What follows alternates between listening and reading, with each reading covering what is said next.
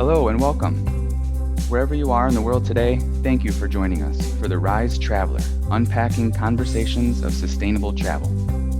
We are here to talk to eco-minded and socially conscious travelers, diversity and inclusion specialists, wildlife conservationists, environmental activists, and anyone using travel as a way to uplift and inspire. Together, we will go a step beyond the Instagram-ready world of travel and take a look at how travel can be a source of growth and development for all people and all communities.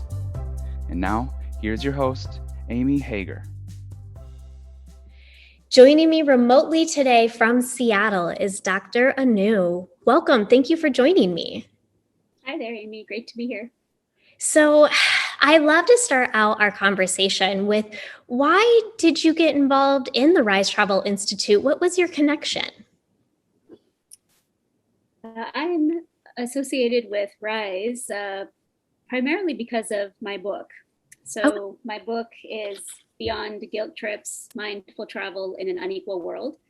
And Vinci, I believe, had read it, had heard of me from some place and reached out to me. And we've developed a very sweet connection over the months. And as I learned more about Rise and the kinds of educational programs that they are moving forward with, it was a wonderful way to partner. My book is being used as a textbook for the pilot program, and so becomes a core component of some of the learning that the participants will be engaged in. So then I want to dive more into your book, but I am a little bit curious. Tell me more about your background and what are you up to now? I know you work at one of the universities out in Washington State, right? Yes. So I do a couple of different things, Amy. I'm a professor at the University of Washington in Seattle. I've been faculty here for 20 years now, and I teach about race and gender and identity and difference. I teach about global issues and global literatures. So classes that I teach could be anything from post-colonial African literatures to literature from Zimbabwe or Kenya or Uganda very specifically. Sometimes I teach classes on travel and travel writing. I teach classes on US and race and identity. And I teach also about teaching. How do we teach about tricky topics? What do we do in the classroom when we've got lots of different opinions and ideas and we're not quite sure where to go? What happens then? So I work with a lot of graduate students and faculty around these issues. Outside of the university, I work as a racial equity consultant, DEI consultant, and I've been doing that for a long time as well, about 15, 16 years. And I work with higher ed, I work with public agencies, with private companies and nonprofits, folks that are having what I call tricky and sticky conversations. Conversations that we know that are necessary, but we're not so sure how to have them. We know that change is critical, and that means doing something different to what we know. And learning anew can feel really uncomfortable about a range of things. So I partner with people in groups to help them navigate that a bit better. I also do a lot of work around study abroad and international education. So have been leading students from the University of Washington, as well as partnering with other universities and introducing students to communities outside of their own that sort of look like them and sort of not look like them. Things that are familiar and things that are unfamiliar. So it sounds like it is a lot, right? You've kind of been able to be exposed and be involved in so much. And so I guess my first question is, how did the idea of this book particularly come to mind? What was the motivation? I didn't know that I was writing a book, actually. Surprise! I started writing some of the stories that were in my mind because these were the conversations that I was having with my students and students who I didn't know. Why was I in Peru and we never once talked about race? Why am I on a global health mission trip to the Honduras and my program is not really talking about what it means to have more than the community that we're serving right now? How do we know what a community needs? Yeah. Are we actually listening? These were the questions that people were talking with me about. And as I started looking around, I didn't see anything quite like the conversations I was having with people. Yeah. And my mind got so full, I started the book as a way to relieve my mind of all that it was holding. And so I had small little chunks of writing, and at some point thought, I wonder if I can thread this together. I wonder if this is something beyond just a file that's sitting in my computer. Yeah. I wonder if others would also want to participate in this conversation. And it turns out that people do. It's pretty amazing. Wow. I love that. I love that, especially since it's more of a community. It's not just you. It's from the interactions that you've had with students and others. And that's just so beautiful to really have all of that interconnected. Then I have to admit, I haven't read it yet. And I know that we're using this in our pilot program.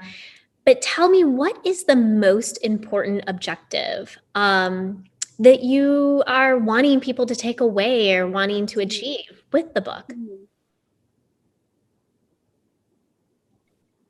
I can probably give 2 or 3. Okay. It's hard to distill it into one. Let's do 2 or 3. Something you said a moment ago is really connected. The book is a collection of various stories, mine and many people who I know and I've interacted with over the years. And there's a lot of community voices involved in it. The book is also meant to be read with others, so you have a community of readers who have some support in speaking through some of the issues.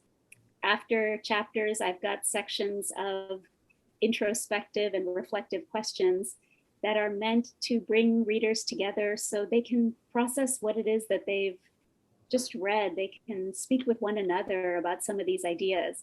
And that component of community, both in putting the book together and in inviting readers into it, is one thing that I hope to offer, right? None of what we're feeling about the world, about inequity, about history, about good intentions, none of that is simply your issue or my issue as individuals. These are collective issues. Yeah. Right? But without speaking about them with each other, they become just your issue, or they become my issue to navigate and have to figure out what to do with. But if we think more that it's not just yours or mine, and it's our issue to sit through, talk through, figure out, cry about, laugh about, create some skills and camaraderie around, that's what a movement does, right? A movement is made up of many, many individuals whose passion and curiosity come together for something bigger. Right. And if we are actually wanting to grapple with the history that plays out now, whether we're far away from home or whether we're right here at home, we're going to have to come together and talk better together. Yeah. So I hope this book brings people together in community. I hope it creates a little bit more community for us in our very somewhat isolated, bubbled lives these days. I hope the book supports us by giving us some skills and tools to grapple with that complex history. History is so easy to say, oh, that happened back then. But if you just look around, our present is made up of moments of the past that are continually playing out. Right. But if you and I don't have much practice talking about this, no wonder we shut down. No wonder we get uncomfortable. No wonder we retreat. And the more you and I shut down, it's really hard to come together and talk, no? So community, a little bit more comfort, being able to talk about hard concepts together, and a little bit more grace to navigate what's in front of us. If we want to build something better together, we will have to do it with a variety of strategies. Grace is a really important, I think, key point of this strategy, of this world making. So then you're also co-teaching one of our sessions. I think it's Travel and Me, locating ourselves in the spectrum of power. What are you excited about in teaching and leading this conversation in the program? My contribution to that program is quite small. Let me admit, my co-teacher Justine is really taking the heavy lift on that. So you should interview her if you haven't already. She's great. Yep, she is great. Yes. So I would say that, in addition to my small part with Rise, but more generally, my enthusiasm for teaching and participating in these conversations, I guess it just comes back to community, right? Yeah. We are not islands from one another. We are not islands. My actions influence you. Your actions influence me. Whether we are near each other or whether we are far apart from each other. This is what we speak about when we say we're looking for a more sustainable planet, when we're thinking about global connections and interrelatedness, right? We're trying to become less island-like and more community and think about bridge building. So much of my teaching and facilitation is using imagery like that to really think about how are we creating the bridge that we walk along. Bridges aren't always there. We have to create the bridges as we're walking. And that means one more conversation. It means one more gathering where we can have tea together. It means one more struggle that we're having, but that we can come back to. It's not about not having struggle or not having conflict. Struggle and conflict can be great for us. We're going to have to know how to move through that with some grace and some skill so we can come back together. All of that is about bridge building, right? Bridge building. Yeah, so much of my work is really thinking through those concepts. Well, and I think the other sense too that I'm getting and like almost want to thank you for is creating that space to have these conversations, to build those bridges and to talk through how to build those bridges. Yes. Right. I mean, community and conversation are just so key, and it's just this beaming theme of everything that we're talking about today. Yes. And so then when you think about community conversations and what you're doing, in your work, how do you see the future of the travel industry? Is it going to improve because we are now maybe more recognizing the space to have conversations in community? Do you think more conversations need to be happening? What do you think? Well, certainly it's hard to speak about the industry as a whole. I know bits and pieces of it. And from what I can see from the angle and the lens that I have, this year and a few months of pause in the business as usual travel industry has, of course, created joblessness, has created a lot of struggle in people's lives and livelihoods, right? That's an important piece to this pause. If there is a silver lining to this pause, it's that I'm meeting a whole range of people who have had a bit of time to think through their values and their mission a little bit more rigorously, a little bit more thoughtfully, a little bit more warmly, right? It's not just about bottom line. Right. Or let me say it differently. If our bottom line wasn't only about finances, if our bottom line was also about the connectedness that we feel in doing this work, if it was also about our values and our vision for a better planet, how might we build up from that bottom line? That's the conversation that I'm hearing in a lot of places. Yeah. travel, tour operators, travel guides, planners having some opportunity to think through these questions in their own companies or with other organizations. Some of that has happened with my book. I'm really happy to participate in those conversations. Some of that has been just the pause from the business as usual to be able to think about what we do differently. You can't also forget that this year of travel pause has been during an incredibly significant racial reckoning in the United States about equity, racism, and the dignity of people.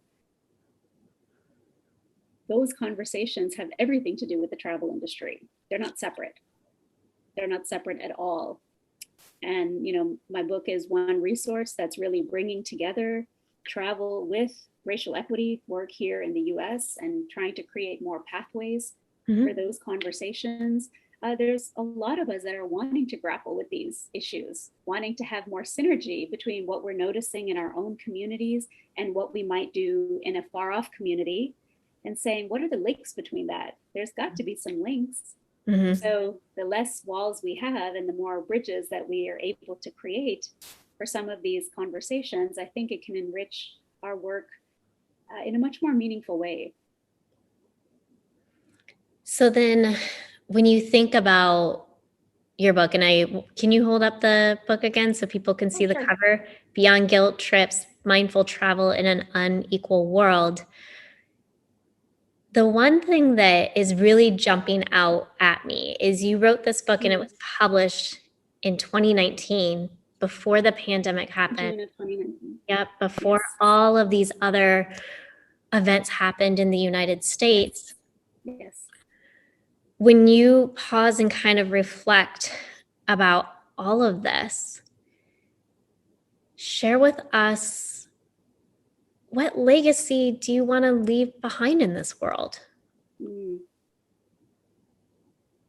I love that question because it's a question for right now and it's a question for later. Yeah. Legacy isn't only about at some future point. Legacy is today. Right? It's both. So I love the question. I think I would highlight some of the words that we've been speaking about.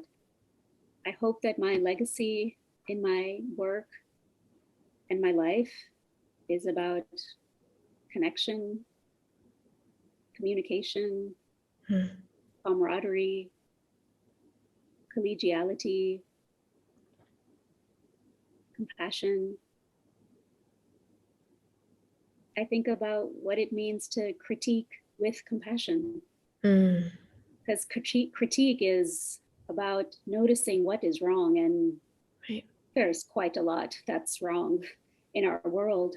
So much that so many institutions and systems and ways of thinking that are creating more harm and heartache in small and big ways. And so there's lots of work to do to repair. I want to be engaged in that work from a lens of compassion and connection. It feels more sustainable. It feels more far-reaching. And it invites us in. It invites us in. Yeah. And it seems to me that the more of us that feel a sense of belonging, the better our world is. How do we create more belonging? Yeah. Dignity, opportunity, not only for you or I, but for more than just you or I. That's the movement I want to be a part of. And I hope that my legacy today or on some future date encompasses some of that. There's a lot of people who are engaged in this work. I have got many ancestors, both by blood and by word and by deed, ancestors across the ages and across the time who have worked to make life better for more of us. And in my small way, I'm participating in that conversation. The conversation of making life better for more of us. Yes, certainly. I love it. Dr. New, I think we could just go all day, but great. we probably need to get running. And thank you so much for being on the show with me today. I really appreciate it. Certainly. Thanks very much. So that brings us to an end of our journey. If you've liked what you've heard and you want to hear more, please subscribe to our email list at therisetravelinstitute.org/subscribe. And again, here at the Rise Travel Institute, we believe travel is a powerful tool for positive, transformative change. And so if you're a college student planning to study abroad, a young professional maybe thinking about that gap year, or really anyone who wants to travel the world in a sustainable and more thoughtful way, we really encourage you to head to risetravelinstitute.org for more information on our educational courses and our upcoming pilot program. I'll be back soon with another episode, but until then, keep roaming, keep learning, and continue to be a Rise Traveler. Thank you. Bye-bye. This podcast is an extension of the Rise Travel Institute, a 501c3 nonprofit committed to empowering young travelers through educational programs, research, study tours, and scholarships. Visit risetravelinstitute.org to learn more.